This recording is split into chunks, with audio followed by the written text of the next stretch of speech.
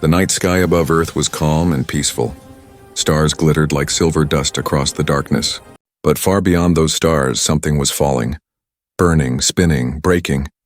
A small alien ship, glowing with blue fire, raced through the clouds and crashed into the deep forest below.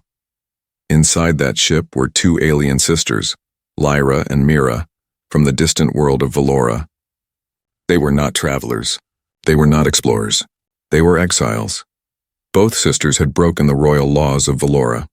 Lyra, a fierce warrior, had refused to obey an order that demanded the death of innocent civilians. Mira, a kind-hearted healer, had secretly helped humans during an interstellar war. The High Council saw mercy as weakness, so they punished the sisters by sending them to a far, primitive world, Earth, to live alone among humans. As the ship tore through the atmosphere, alarms screamed. Lyra gripped the controls, her sharp blue eyes focused. "Hold on, Mira," she shouted. Mira clung to her seat, her hands shaking. "Lyra, we're losing power." "The system's melting." "I know, just stay down." The ship hit the ground with a thunderous crash. Trees exploded into splinters. The earth shook. Then silence. Smoke rose through the forest as flames flickered around the wreck. After a long moment, a broken hatch opened. Lyra crawled out coughing, her silver armor cracked and burnt. She fell to her knees, feeling the cold air on her face. "Mira," she called. A faint voice answered, "Here." Mira stumbled out, limping. Her long white hair was tangled, her violet eyes full of fear. A deep cut ran across her leg. Lyra ran to her, helping her up. "You're hurt," Lyra said softly. "I'll live," Mira whispered. "Where are we?" Lyra looked around. The forest stretched endlessly. Tall trees, dark shadows, strange sounds of unknown creatures. "This is Earth," she said quietly. "Our prison." They had landed far from any city. The air was heavy with the smell of soil and smoke. The night sky was full of stars, but none of them were Valora's. Unknown to them, someone had seen the crash. A few miles away, Ethan, a young engineer, sat inside his small cabin on the edge of the woods. His old radio began to flicker with static. Then came the sound, boom! The ground shook and the lights in his cabin blinked. Ethan ran outside looking toward the forest. He saw smoke rising through the trees. "What was that?" he muttered. His heart pounded. It didn't look like a plane crash, it was something stranger. Grabbing his flashlight and jacket, he started walking toward the smoke. Back at the crash site, Lyra and Mira searched the broken ship. Most of the systems were destroyed. The communicator was dead. Their energy crystals were cracked. They were stranded. "We can't contact home," Mira said, fear trembling in her voice. Lyra clenched her jaw. "Then we survive on our own." They found a few supplies, rations, a damaged translator chip, and one small plasma knife. It wasn't much, but it was enough to keep them alive for now. Night grew darker. Strange animal cries echoed through the forest. Mira shivered. "Lyra," she whispered, "do you think humans will find us?" Lyra looked at her with calm determination. "If they do, we'll deal with it. We've faced worse." But even as she spoke, her eyes scanned the shadows. Something was moving, footsteps slow and careful. Lyra's instincts kicked in. She pulled out her plasma knife and took a defensive stance. "Someone's coming," she hissed. A voice called from the darkness. "Hey, is anyone there?" The sisters froze. The sound was strange, rough yet gentle. Lyra whispered, "A human." Ethan stepped into the clearing, shining his flashlight around. His heart almost stopped when he saw them. Two tall, otherworldly women standing beside glowing wreckage. Their skin shimmered faintly under the light, their eyes reflecting silver and violet. "What in the world?" he whispered. "Are you aliens?" Lyra raised her weapon. "Stay back, human." Ethan lifted his hand slowly. Okay. I'm not here to hurt you." The air was thick with tension. The light from his torch reflected in Lyra's eyes like fire. Behind her, Mira was weak, barely standing. She could sense the man's fear, but also something else. Concern. "Lyra," Mira said softly. "He's not armed. Please, maybe he can help." Lyra's jaw tightened. She had fought humans before. She knew they could be dangerous. But her sister's voice calmed her. Slowly, she lowered her weapon, though her eyes never left him. Ethan stepped closer, his voice gentle. "You crashed here, didn't you?" "I saw the fire from miles away." Lyra nodded slightly but said nothing. "I live nearby," he continued. "You can't stay here. If someone else sees this wreck, you'll be found." Mira looked at Lyra, her voice pleading. Lyra, please. We need shelter. Lyra hesitated, her pride fighting against reason. Then she sighed and nodded once. Very well. But if this is a trick— It's not, Ethan interrupted quickly. Follow me. The two alien sisters followed the human into the dark forest. The night was cold and the forest whispered with unseen life. Lyra kept her blade ready, her eyes scanning every shadow. Mira leaned on her, limping, but her gaze kept drifting toward Ethan, curious, cautious, and strangely hopeful. As they disappeared among the trees, the wrecked ship behind them sparked one last time. A small light on the console blinked, signal active. A hidden message pulsed through the stars. Exiles located. Transmission sent. Retrieval begins. And far above Earth, something in the darkness began to move. The forest was quiet except for the soft crunch of leaves under their feet. Ethan walked ahead holding the flashlight. Behind him, the two alien sisters followed carefully. Lyra, strong and alert, and Mira, limping but curious, her glowing violet eyes studying the strange world around her. For Lyra, every sound felt like danger. She did not trust humans. On her home planet, she had seen what humans were capable of during the war. But Mira was different. She saw kindness in Ethan's actions, in his calm voice, in the way he slowed his steps so she could keep up. After nearly an hour, they reached a small wooden cabin. It stood quietly beside a stream, half hidden by tall pine trees. Warm light glowed through the windows and smoke curled from a chimney. Ethan opened the door. It's not much, he said softly, but it's safe here. Lyra stepped inside first, her eyes scanning everything. The walls were lined with tools, books, and strange human objects she didn't understand. Mira followed, her steps weak but steady. The warmth from the fireplace touched her cold skin, and she sighed softly. You can sit here, Ethan said, pulling out a chair. Mira nodded and sat down, holding her leg. Lyra stood near the door, still gripping her plasma knife. Ethan noticed and raised his hand slowly. You don't have to point that thing at me. If I wanted to hurt you, I would have called the police already. Lyra said nothing. She watched him closely. Humans lie, she said sharply. Ethan smiled faintly. Sometimes, but not all of us. For a moment, silence filled the small room. The only sound was the crackling fire. Mira finally spoke, her voice soft and honest. We did not come here to harm. We were sent here as punishment. Ethan frowned. Punishment? For what? Lyra looked away. For showing mercy. That answer hung in the air. Ethan didn't understand what that meant, but he saw the pain in her eyes. He knelt beside Mira's chair. Your leg, can I look? Lyra moved instantly, blocking him. Don't touch her, but Mira shook her head. It's okay, Lyra, let him. Ethan carefully examined the wound. It wasn't deep, but strange blue light pulsed faintly from beneath the skin. This isn't like any cut I've seen, he said softly. Mira smiled weakly. It will heal faster than yours would. Ethan cleaned the wound with a cloth and wrapped it gently. There, that should help for now. For the first time, Lyra lowered her guard slightly. You didn't have to do that, she said. He shrugged. I help people. It's what I do. Mira tilted her head. You help strangers? He smiled. Once in a while. Outside, wind blew softly through the trees. The firelight flickered over their faces. One human, two aliens, all sitting together under one roof. None of them spoke for a while. Finally, Ethan broke the silence. You'll need food. I don't know what you eat. Mira's eyes lit up with curiosity as she looked at the strange food on the shelf. What is that? She asked, pointing at a loaf of bread. It's called bread, Ethan said, cutting a piece for her. She took it carefully, sniffed it, and then smiled. It smells warm. She took a small bite and her expression softened. It's good. Lyra watched her sister with quiet amusement. You eat everything new like it's an adventure. Mira laughed softly. Maybe it is. For a brief moment it almost felt normal, like they weren't from two different worlds. But that peace didn't last long. Ethan stood and walked to his window. In the distance, a faint red glow flickered in the sky. He frowned.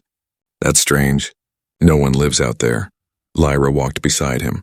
Her eyes narrowed. That's not natural light. That's a signal. Mira's heart sank. They're tracking us, aren't they? Ethan turned to her. Who's tracking you? Lyra answered grimly.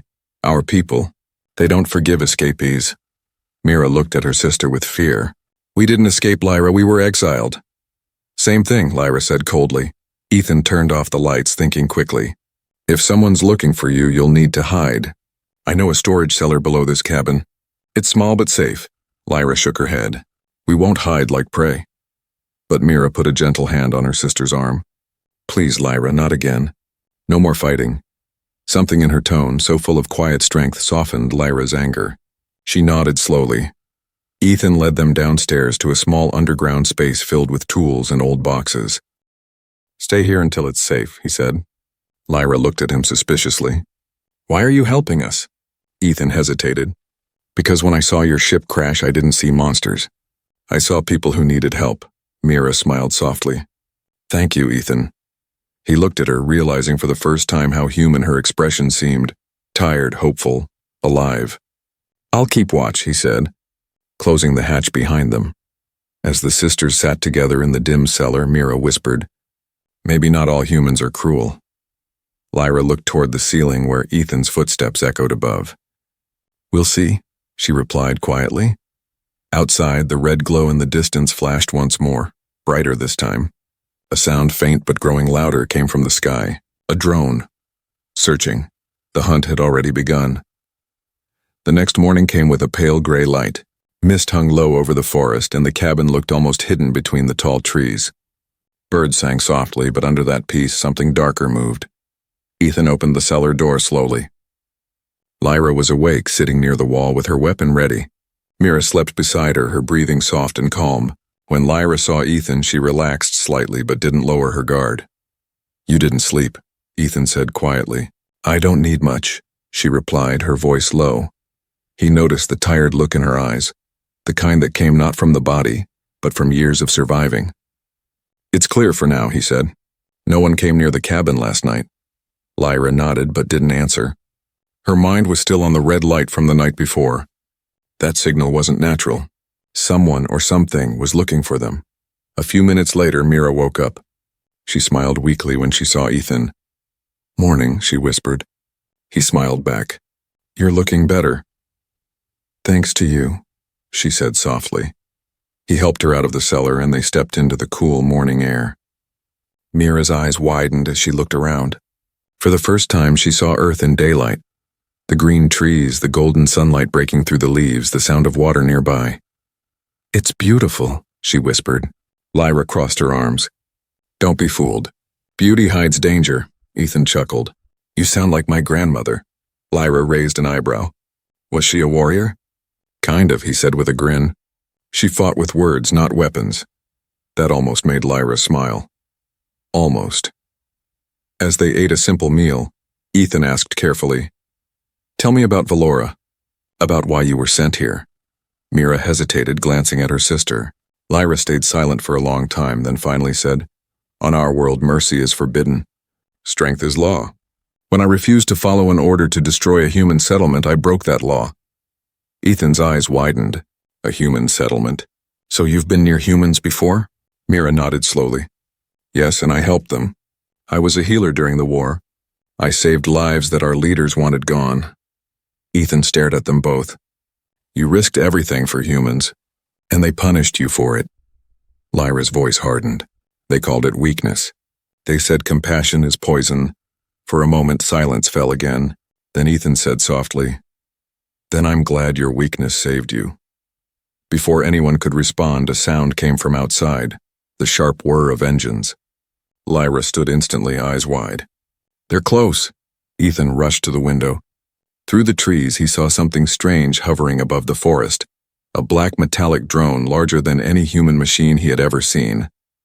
It made no sound except a low hum that shook the ground. It's scanning, Lyra said. They've found our crash site. Mira's hands trembled. What will they do? Lyra answered coldly. Erase all evidence, including us. Ethan's heart raced. We need to move. There's an old cave system north of here. It's deep. We can hide there. Lyra hesitated. Why help us again? You owe us nothing. Ethan met her gaze firmly. Because I can't watch good people die no matter where they come from. Something changed in Lyra's eyes then. The coldness softened just a little. Fine, she said. Lead the way. They packed quickly, some food, water, and a few tools. Mira tried to walk, but her leg was still weak. Ethan helped her, steadying her arm. Lyra followed close behind, scanning the sky. As they moved through the forest, the drone passed overhead. Its red eye glowed faintly through the mist. They froze, pressing against a tree. The air was so still that even Mira's breath sounded loud. The drone hovered, scanning the area, then moved away slowly. When it disappeared, Ethan whispered, "Let's go." They walked for hours. The forest grew thicker, darker. The sounds of birds faded, replaced by the dripping of water from moss-covered rocks. Finally, they reached a narrow opening hidden behind a wall of vines. "This is it," Ethan said.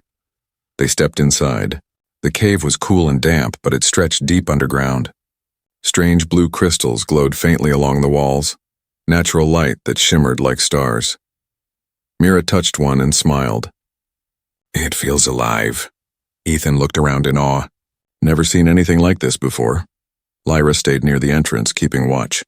She listened carefully. Every whisper of wind, every echo mattered. After some time, Mira sat down beside Ethan. "You could have left us," she said softly. "I thought about it," he admitted, smiling faintly. "But then I remembered what you said. You were punished for mercy. Maybe it's time someone showed you it wasn't a mistake." Mira looked at him, eyes soft. "You remind me of someone from Valora, a teacher who once told me love is the only thing that crosses galaxies." Ethan smiled a little awkwardly. "Sounds like a wise person." "She was," Mira said. "They executed her." He didn't know what to say to that. Suddenly Lyra hissed from the entrance, "Quiet!" They all froze. A faint clicking sound echoed through the cave, the same sound Valoran trackers made when they hunted. Mira's face went pale. "They're here," she whispered. Ethan grabbed a rock and moved closer to the wall. Lyra activated her damaged blade, the blue light humming softly. She looked at her sister and said quietly, "No matter what happens, stay behind me." Mira nodded, fear in her eyes. The clicking grew louder.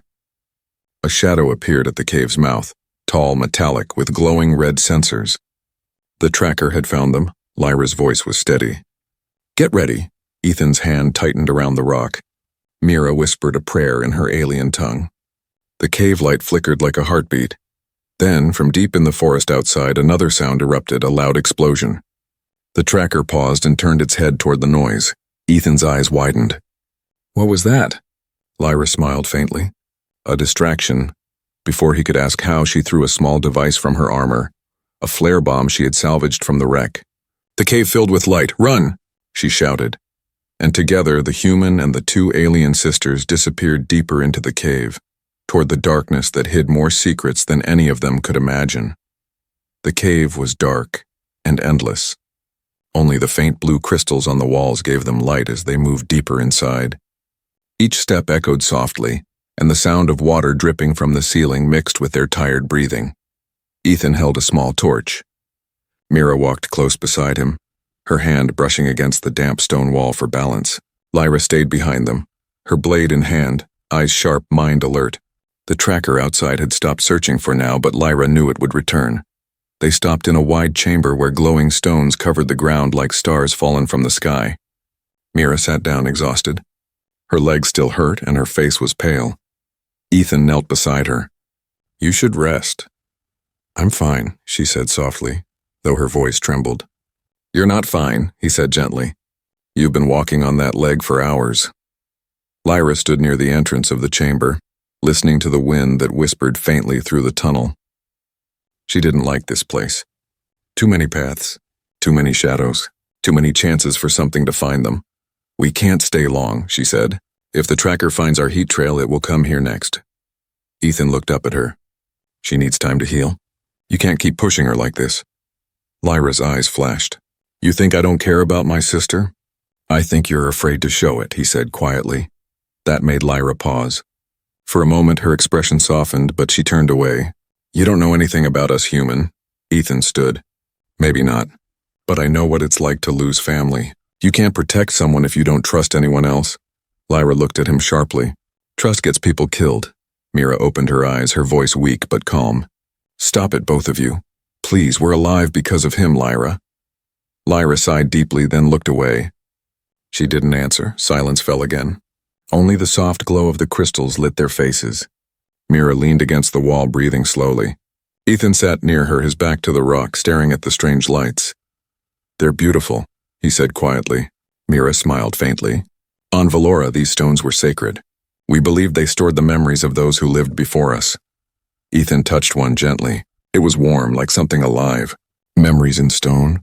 Maybe this planet isn't so different from yours." Mira looked at him with tired eyes. "No planet is different. It's people who choose what kind of world they make." Just then, a sudden noise broke the peace. A soft metallic hum from deeper inside the cave. Lyra turned instantly. "Something's coming." Ethan jumped to his feet, gripping the torch tighter. "The tracker?" Lyra shook her head. "No, this sound is older." Slower. From the shadows, a low light began to glow, green and pulsing. They watched as a small floating orb drifted toward them. It looked damaged and ancient, covered in scratches and dust. Mira gasped. "That's a Valoran scout drone, but it shouldn't be here." The orb stopped in front of them. Its light blinked weakly, and then a voice came out, distorted, broken, but still recognizable. "Lyra, Mira." "Exiles confirmed." "Message from High Council." Lyra stepped closer, her face cold. "Play it." The orb flickered and projected a faint hologram into the air, a figure in dark armor with glowing silver eyes. "This message is for the traitors of Valora," the voice said. "You were spared execution to serve as an example. But mercy has limits. Return to the extraction zone in 24 hours, or your punishment will extend to the one who aided your escape." The hologram vanished. The orb fell to the ground and went dark. Ethan looked from the broken device to Lyra. "They know about me," he said slowly. Lyra's jaw tightened. "They always knew. They were watching from the moment you found us." Mira's voice trembled. "No, they can't reach this far without a beacon." Lyra looked down at her wrist device. It was blinking faintly. "They can. I must have triggered the tracker signal when we ran." Ethan frowned. "So now I'm part of your punishment?" Lyra met his gaze. "Then leave. Go back to your life before it's too late." But Ethan shook his head. "You saved me from that drone last night. I won't leave you now." Lyra stared at him, confused. "Why? You owe us nothing." "Because helping you feels right," he said simply. For the first time, Lyra didn't have an answer. Mira placed a gentle hand on her sister's arm. "Maybe this is what the Council feared most, Lyra. Humans and Valorans standing together." Lyra looked at her softly. "Maybe." But before they could say more, the ground suddenly shook. Dust fell from the ceiling, and a distant roar echoed through the cave. The tracker was back. Lyra's instincts flared. "Move now!" Ethan grabbed Mira's hand and pulled her to her feet. Lyra ran ahead, guiding them through narrow tunnels lit by glowing stone. Behind them, a red light grew brighter. Closer. The tracker's voice boomed, metallic and cold. "Exiles detected. Human interference confirmed. Eliminate all." Mira stumbled and Ethan caught her. "Keep going!" Lyra turned, firing her plasma weapon. Blue energy shot through the air and hit the cave wall, causing rocks to collapse. The tunnel behind them sealed shut with a thunderous crash. They stood in the dark, breathing hard. The only light now came from the glowing stones and Ethan's small torch. "Is it over?" he asked. Lyra shook her head. "No, that was just one. More will come." Mira looked at her sister. "Then we have to find the signal source and destroy it." Ethan frowned. "You mean your ship?" "Yes," Lyra said quietly. "If we destroy what's left of it, they can't track us anymore." Ethan nodded. "Then we'll do it together." Lyra looked at him, surprised by his determination. For the first time she smiled, small, tired, but real. "You're either brave or foolish, human." He grinned. "Maybe both." As they prepared to leave the cave, the three of them shared one silent understanding. Trust was no longer a choice. It was the only way to survive. And outside, high above the forest, the stars flickered as if watching them. 3 lives from 2 worlds, now bound by one destiny. Night had fallen again, and the forest was alive with shadows. The air was cool, heavy with mist, and every sound carried far through the trees. Ethan, Lyra, and Mira moved silently under the dim light of the moon. They were heading back toward the wreck of their ship, the only way to destroy the beacon that was calling their hunters. Ethan led the way, scanning the path with his flashlight. Lyra followed close, her hand on her damaged plasma blade, and Mira limped slightly, leaning on a wooden stick Ethan had carved for her earlier. Despite her pain, she kept going. She didn't want to slow them down. The night seemed endless. Crickets chirped, leaves rustled, and the sound of the nearby river whispered through the trees. But there was something else, too. A hum in the air, faint and distant. Lyra could feel it in her bones. The Valoran trackers were close again. "We need to move faster," she said. Ethan looked back. "How far is your ship from here?" "2 more miles, maybe less," she replied. Mira stopped suddenly and whispered, "Wait, I can hear something." They froze. Through the silence came a soft metallic sound, claws moving through leaves, gears turning. Then a red beam of light swept across the forest floor. The trackers had found them. "Run!" Lyra shouted. They dashed through the woods, branches slapping against their faces.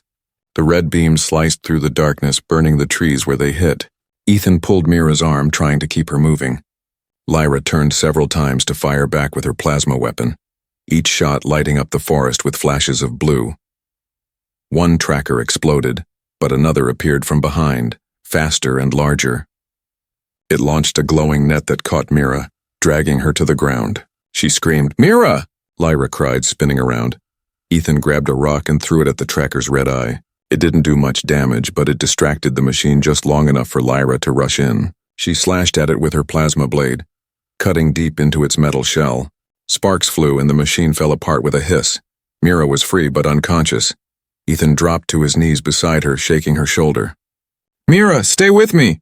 Lyra knelt too, her hands trembling. "She's breathing, but she's weak." Ethan looked at her. "We can't stop now? If more of those things come, we're done." Lyra nodded, her eyes fierce. "Then I'll carry her." She lifted her sister easily, holding her like she weighed nothing. The strength of her alien body made Ethan pause for a second. She looked almost glowing in the moonlight, her face hard yet full of pain. They kept moving until the forest began to thin. Through the trees, the wreck of the ship appeared, silent, broken, half covered in vines. Smoke no longer rose from it, but a faint blue light still blinked from within. "That's the beacon," Lyra said, her voice low. "It's still sending signals." Ethan set down his bag and looked at her. "How do we destroy it?" "There's an energy core inside. If I overload it, it'll melt the entire control unit." She placed Mira gently on the ground and turned to enter the ship. Ethan followed her inside. The smell of burnt metal filled the air. The walls were covered in strange markings and glowing wires. Lyra knelt near the central console, pulling open a damaged panel. "Here, this is it." Ethan stared at the crystal pulsing inside, a swirling blue light that seemed alive. "It's beautiful." Lyra gave a small smile. "It's deadly." She reached to disconnect the stabilizer when a red beam shot through the broken window. It hit the wall beside her, exploding in sparks. Lyra fell backward. The trackers had found them again. "Get down," Ethan shouted, pulling her behind a piece of metal. Another blast tore through the side of the ship. Outside, more machines were gathering, red eyes glowing through the darkness. Ethan grabbed a metal rod and threw it at the console, breaking a few circuits. "We can't hold them off forever." Lyra stood, eyes blazing. "Then we don't. We end this." She rushed back to the console, ignoring the incoming fire. Sparks burned her arms, but she didn't stop. Her fingers moved fast, entering commands in Valoran language. The core began to glow brighter, white now, trembling with unstable energy. Ethan saw it and shouted, "What are you doing?" "Overload sequence," she shouted back. "Once it blows, the signal dies." "That'll kill you." She turned, her eyes meeting his. "Then I die free." Before he could argue, Mira's weak voice came from behind them. "No, not like this." She was awake, struggling to stand. Ethan ran to her side, helping her up. Mira looked at Lyra, tears in her eyes. "You taught me that life has meaning only if we fight for it, not if we throw it away." Lyra hesitated, her hands trembling over the console. Ethan stepped closer. "Let me do it. I'll trigger it manually and get out before it blows." Lyra shook her head. "You wouldn't make it in time." "Try me," he said with a small grin. "Humans are stubborn." She looked at him for a long moment, then stepped aside slowly. "Fine, but if you die, I'll kill you again," Ethan smiled. "Fair deal." He pressed his hand against the core and pulled the final latch. The light grew blinding. The air filled with a deep hum that shook the ground. "Go!" he shouted. Lyra grabbed Mira and ran out of the ship. Ethan followed seconds later, diving behind a fallen tree. Then the ship exploded. The sound rolled through the forest like thunder. Blue light burst into the sky, fading into a shower of sparks. The trackers that had surrounded them froze, their red lights flickering out one by one as the signal died. Silence returned. Only the crackle of fire remained. Ethan lay on the ground, breathing hard. Lyra and Mira ran to him. Mira fell to her knees beside him, checking his pulse. "He's alive," she whispered, relief filling her voice. Lyra sat back, looking at him with something she hadn't felt in years. Respect. Maybe even something deeper. When Ethan finally opened his eyes, the first thing he saw was the night sky. The stars shimmered softly, free from the beacon's glow. He turned his head toward Lyra and Mira and smiled weakly. "Did it work?" Lyra nodded. "Yes, we're free. For now." Mira took his hand gently. "You saved us." He looked at her, then at Lyra. "No, we saved each other." For the first time, Lyra smiled, real, warm, and full of life. "Maybe punishment brought us here," she said softly, "but you gave us a reason to stay." Above them, the stars seemed to shine brighter, as if the universe itself had paused to witness the fragile bond that now tied a human and two alien sisters together. A bond born from danger, forged by trust, and sealed in the fire of survival. The forest was finally quiet. The smoke from the destroyed ship rose slowly into the night sky like a dark ghost. The air smelled of burned metal and damp soil. For the first time since their crash, there were no red lights chasing them, no mechanical hum in the distance, just peace. But it was not the kind of peace that lasts. Ethan sat near the dying fire, his clothes torn and covered in ash. Lyra stood nearby, watching the sky, her silver armor cracked and glowing faintly in the moonlight. Mira rested against a tree, her injured leg wrapped tightly with fabric. Her eyes were open but far away, filled with thoughts she didn't dare speak. Ethan looked up at Lyra. "We did it. The beacon's gone. They can't track you anymore, right?" Lyra didn't answer immediately. Her gaze stayed fixed on the stars. "They won't find the signal from the ship," she said finally, "but they might still find us." Ethan frowned. "How?" Mira spoke softly. "The Council always has a way. The Valoran fleet can pick up even the smallest energy trace. The explosion. It was bright enough to be seen from orbit." Ethan sighed and ran a hand through his hair. "So we didn't stop them. We just told them exactly where to look." Lyra's expression hardened. "Then we leave. We keep moving until they give up." Mira shook her head gently. "You know they never give up." Lyra turned away, frustration burning in her eyes. "Then we fight." Ethan stood up. "You can't fight a fleet, Lyra." Her voice was sharp. "I've fought worse." Mira looked at her sister sadly. "And we lost worse." The wind blew softly through the trees. Somewhere far away, an owl cried. The world felt too big and too silent. Ethan threw another piece of wood into the fire. "If they're really coming, maybe there's another way. Maybe I can help you hide." Lyra raised an eyebrow. "Hide? On your fragile planet?" He smiled a little. "We humans are good at disappearing when we have to." For a moment, Lyra almost smiled, but then she froze. A small rhythmic sound came from her wrist device. She lifted it quickly. The screen was cracked, the lights faint but still working. "What is it?" Ethan asked. Lyra's eyes widened. "A return signal." Mira straightened up. "From Valora?" "Yes," Lyra said quietly. "It's faint, but it's real." The signal pulsed weakly. 3 short beeps, a pause, then 2 longer ones. Lyra's heart raced. That pattern. It wasn't a tracker. It was something else, something familiar. "It's not the Council," she whispered. "It's Father." Mira's eyes filled with tears. "He's alive?" Lyra nodded slowly. "I thought they executed him after we were exiled. But this code is his. It's the same signal he used to send us home when we were children." Ethan looked at the 2 sisters, confused but cautious. "If he's alive, does that mean he can help you?" Lyra didn't answer right away. "Maybe, or maybe it's a trap." Mira placed her hand gently on her sister's arm. "You always think everything is a trap." Lyra met her gaze. "Because it usually is." The signal repeated again, louder this time. A small blue light shone from the wrist device and projected a faint image in the air. A man's face, older, tired, but unmistakably Valoran. "My daughters," the voice said, soft but full of power. "If this message reaches you, it means the Council failed to erase your line. Listen carefully. The war has ended. The humans have signed peace, but the Council fears your return. They've sent hunters to ensure you never come home. Lyra's throat tightened. Father? The image flickered. You must choose, stay hidden, or come to the coordinates I've encoded.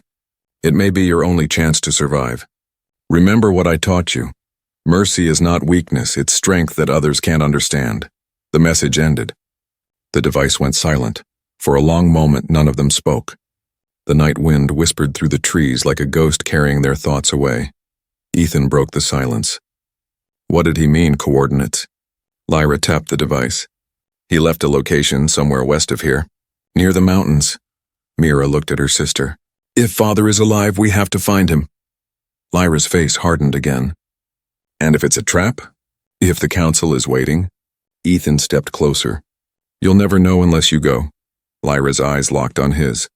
There was fire there, but also something gentler, something human. You would come with us? Even after everything?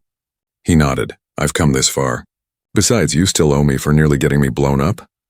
Mira laughed softly, her first real laugh since the crash. It was a warm, fragile sound that made the night feel lighter. Lyra sighed. Fine, we move at dawn. Ethan smiled faintly. Then I'll make coffee. Coffee? Mira asked curiously.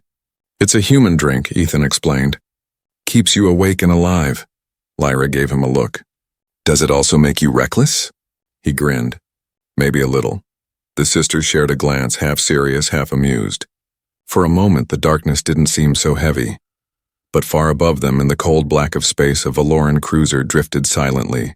Inside, silver-eyed commanders watched the planet on their holographic screens. Signal confirmed, one said. Subjects Lyra and Mira are alive. Another turned to the leader. Do we extract them? The leader's voice was calm but cold. No, let them find the beacon of hope they seek, and then burn it.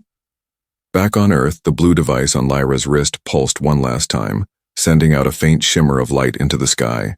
The sisters didn't notice. Ethan didn't see it, but the stars above flickered and a silent storm began to move between worlds. Lyra looked up, unaware, her hand tightening on the hilt of her broken blade. Tomorrow, she said softly, we'll find out if home still remembers us. And in the distance, lightning flashed across the horizon, silent, white, and full of promise. The morning light spread gently across the forest.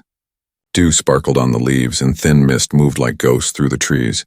The world looked calm, but inside each of them, Lyra, Mira, and Ethan, there was only tension and silence. Today they would go west, toward the mountains, following the signal that claimed to be from their father. Ethan packed food and tools while Mira helped as much as she could. Lyra stood alone by the river, sharpening the edge of her broken blade. Her reflection rippled in the water, half warrior, half stranger. She no longer looked like the proud soldier of Valora. She looked human. When Ethan came near, she didn't look up. You should stay behind, she said flatly. He smiled softly. You've said that every day since I met you. And you've ignored it every time, she said. Then I guess we both know how this ends, he replied. Lyra's lips almost curved into a smile. Almost. Mira stepped forward, leaning on her stick. We go together, all of us. No more running alone. By noon they reached the foothills of the mountains. The air grew colder, the trees thicker. Strange sounds echoed, wind moving through old stone tunnels. The signal on Lyra's wrist grew stronger with each step, pulsing faster now. Finally, they reached a clearing. In the center stood a massive stone arch covered in moss and ancient runes. Faint blue energy hummed within its center like liquid light. Ethan stared in awe. What is that? Lyra stepped closer, eyes wide. It's a gate. A Valoran transport gate. But how is it here? The gate flickered and then a voice filled the air, deep, calm, and familiar. My daughters, Mira gasped. Father. A shimmering figure appeared in front of the gate. An older Valoran man, tall and noble, dressed in worn armor. His eyes were kind but sad. My beautiful children, he said softly. You survived. Mira's eyes filled with tears. We thought you were dead. I was close, he said, smiling faintly. The council tried to erase all who defied them. But some of us hid. We've been waiting for this moment. Lyra stepped forward cautiously. If this is truly you, prove it. Tell me what you said when I first broke my training blade. He chuckled softly. I told you a true warrior fights with heart, not steel. Lyra's shoulders relaxed. It was him. It really was. The air shimmered again. You must come through now, their father said. The Council's fleet has already located your energy trail. You have little time. Mira turned to Ethan, her face pale. He means we must go home. To Valora. Ethan's chest tightened. Home for you, not for me. Lyra looked between them. You can't come through the gate, Ethan. Humans can't survive the jump. He nodded slowly, forcing a small smile. I figured. Mira grabbed his hand. You can't stay here alone. The Council will come. He looked at her gently. I'll manage. Humans are good at surviving impossible odds. You two taught me that. The ground began to shake. The blue light in the gate flared brighter. From the sky, a low hum echoed. Valoran ships entering the atmosphere. They're here, Lyra whispered. Their father's voice grew urgent. Quickly, step through before the portal closes. Lyra grabbed Mira's arm. Go! But Mira didn't move. She looked at Ethan, tears forming in her eyes. I can't leave him. Mira! Lyra shouted. This isn't the time! Ethan placed a hand on her shoulder. You have to go. You have a home waiting for you. A future. Mira shook her head. Our future started here, with you. Before he could speak, a red beam shot from above, striking the ground near them. Dirt exploded into the air. The Valoran ships had arrived, sleek, black, and deadly. Lyra turned toward the sky, her blade glowing faintly. Get her through, father, she shouted. Her father's image flickered. Lyra, come with us. Not yet, she yelled. Someone has to hold them off. She charged toward the trees as the first Valoran soldiers landed, their armor shining in the sunlight. Energy blasts tore through the forest. Lyra moved like lightning, blocking and striking, her blade burning with blue fire. Ethan ran after her. Lyra, you'll die out there! Then I die protecting what matters, she shouted. Another blast hit nearby, throwing Ethan to the ground. He looked up and saw Mira struggling to reach him, her face full of fear. Ethan crawled to her. You have to go. She's doing this for you. Mira's voice broke. And for you? Lyra fought like a storm, her movements sharp and fierce. But there were too many enemies. A blast hit her shoulder, spinning her to the ground. She groaned, her weapon flickering out. Ethan grabbed a fallen rifle from one of the dead soldiers and fired wildly, covering her. Mira screamed her sister's name, then ran to her side. Lyra looked at both of them, blood on her lips, a weak smile forming. You humans, always stubborn. Ethan dropped beside her, pulling her up. We're finishing this together. Lyra stared at him, then nodded slowly. Together. Their father's voice echoed again through the portal. Now, come through or you'll all perish. Lyra stood, holding Mira with one arm and gesturing for Ethan. Move. The three ran through the smoke and fire toward the glowing gate. Energy bolts chased them, tearing the ground apart behind them. As they reached the arch, the light flared blinding white. Ethan stopped. I can't go through, remember? Mira turned, tears streaming down her face. There must be a way. Lyra looked at him one last time. You gave us more than a world to live in. You gave us reason. Ethan smiled, his eyes bright. Then remember me when you rebuild yours. He shoved Mira and Lyra forward, pushing them through the gate as the sky exploded with fire. The light swallowed them whole, then vanished. The forest fell silent again. Only ash floated where the gate had been. Hours later, far away on Valora, two sisters stumbled out of a glowing chamber. The air was thin, the sky a deep silver. They looked up, and there, across the horizon, the stars of Earth burned faintly in the distance. Mira whispered, He's still there. Somewhere. Lyra placed a hand on her shoulder, her voice gentle. Then let's make sure his world survives too. And as the two alien sisters walked toward the dawn of their home world, one thing was clear. Love had crossed the stars, and it had changed them forever.